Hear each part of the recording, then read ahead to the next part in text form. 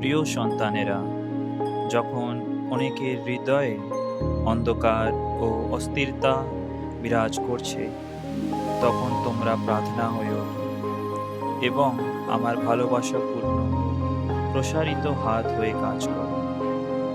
সন্তানেরা, পবিত্র গ্রন্থটি তোমাদের পরিবারে এমন এক স্থানে রাখো যা সবার চোখে পড়ে এবং তা পাঠ করো, যেন তা তোমাদের রূপান্তর ও নতুন জীবনের পথে এগিয়ে যাওয়ার অনুপ্রেরণা জাগায়।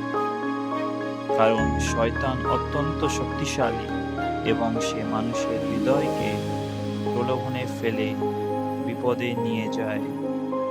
আমি আমার মাতৃসুলভ হৃদয়ের মধ্যে দিয়ে তোমাদের হৃদয়কে আমার পুত্র যিশুর হৃদয়ের কাছে সমর্পণ করতে চাই, যাতে তোমাদের অন্তরে তিনি, যিনি পুনরুত্থান রাজত্ব করেন এবং তোমাদের মাঝে ও তোমাদের চারিপাশে পরিবেশ আনন্দ ভরে ওঠে।